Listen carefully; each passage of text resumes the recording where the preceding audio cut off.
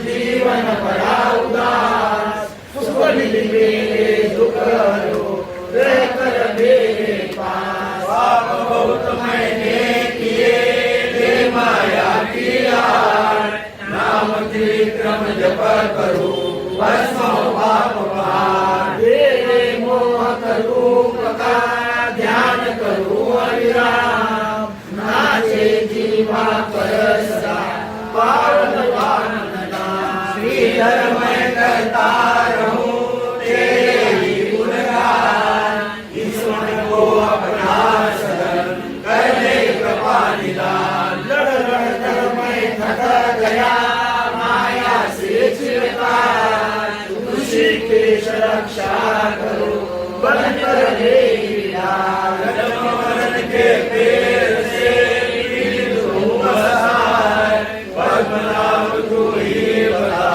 बहुदार उपाय। काम क्रोध में न बसे मन हो सुख का धाम, दामोदर बेताल हूँ तेरा अमृत नाम। मेरे मन की मूढ़ता मायापति करना, दर्शन मुझको बना निज चरणों का दास। जन्म जन्म का दास मैं तू ही मन मतवार, वासुदेव तेरे बिना कौन उतारे पार। बुद्धि शून्य होकर किए मैंने पाप अजान, पातक मन को शुद्ध कर प्रभु प्रद्युम्न महान। सतत भजन से मैं करूं निज मन को परिशोध, तुम मेरे जननी अजान दया करो हरिओम। मोदित मन से मैं करूं